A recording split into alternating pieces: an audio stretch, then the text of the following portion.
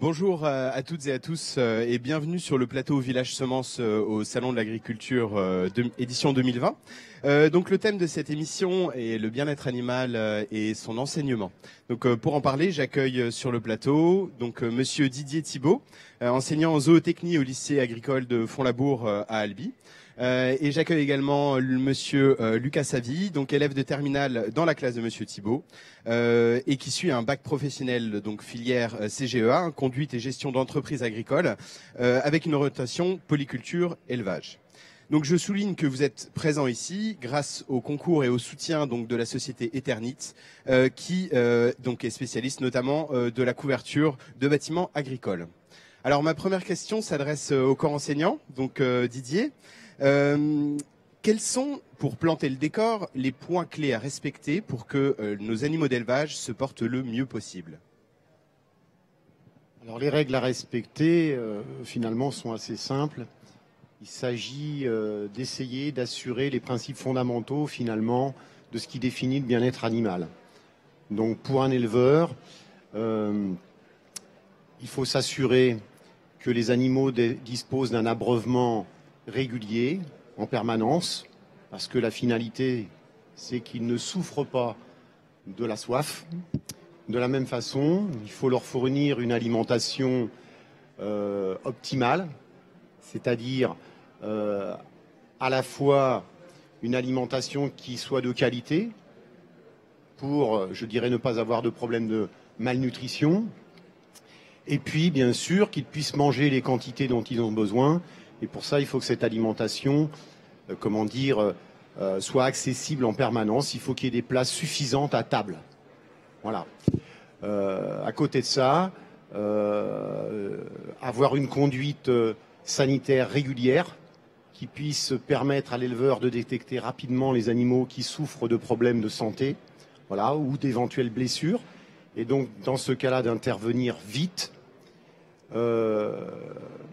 Assurer également des conditions de logement de bonne qualité, parce que les animaux ne doivent pas souffrir de stress climatique, notamment. Donc les conditions d'hébergement sont importantes. Tout à fait. De ce point de vue-là.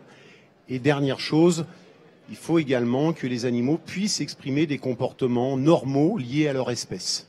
Donc ils doivent avoir des relations sociales avec leurs congénères. Très bien, mais finalement c'est des besoins fondamentaux, tout comme pour nous, quelque part. Alors, quelle est la part du bien-être animal dans votre enseignement? Alors,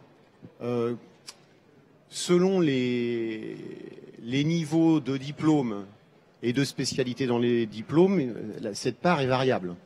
En ce qui concerne la filière Bac Pro CGEA dans laquelle est inscrite Lucas, l'enseignement du bien-être animal débute dès la classe de seconde professionnelle.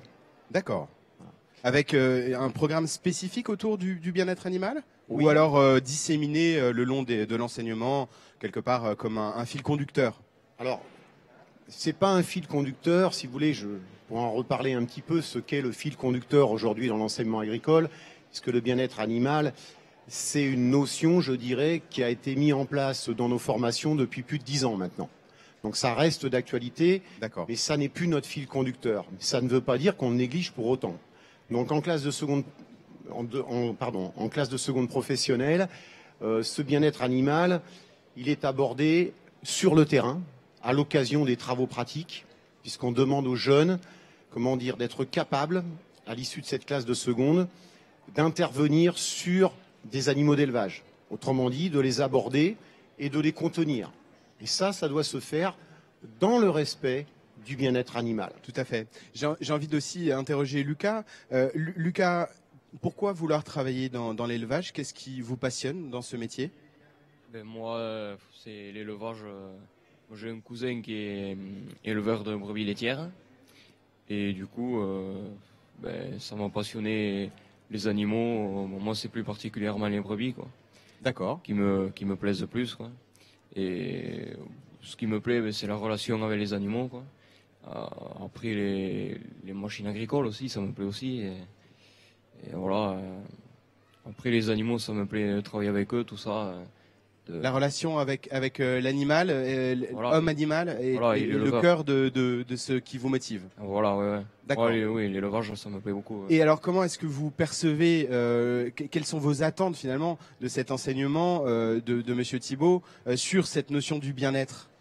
Eh ben, disons que il nous apprend, voilà, par rapport à la production, quoi, de comment gérer l'élevage des bêtes pour qu'elles soient productives et dans le confort, quoi. Donc, par rapport à l'espace qu'il faut laisser dans la bergerie ou l'alimentation, enfin, Monsieur Thibault nous apprend tout ça. Donc il reprend, il reprend tous les points qu'il a cités au début, c'est-à-dire donc les besoins Voilà, oui. physiologiques des animaux, quoi. Voilà. Et alors, qu'est-ce que vous pensez mettre en place dans votre futur élevage si vous orientez vers votre propre élevage? Ben, des brebis laitières, ça serait des brebis laitières, quoi. Du coup, tout en reprenant ce que M. Thibault nous a appris par rapport au bien-être animal, tout ça. Même, il faut y être attentif, quoi. Faire attention pour que les animaux produisent. Il faut y faire attention au bien-être animal, quoi. C'est ça, c'est quelque part, c'est un outil de production et on en prend soin. Et au-delà aussi de cette notion de bien-être, on en prend soin parce que finalement, c'est l'animal qui vous fait vivre. Et voilà, c'est surtout ça. Pour en vivre, il faut y être attentif, quoi. C'est l'outil de production. Très bien. Mais écoutez, l'émission s'arrête. Je vous remercie en tout cas de votre présence et je vous souhaite à toutes et à tous un très bon salon.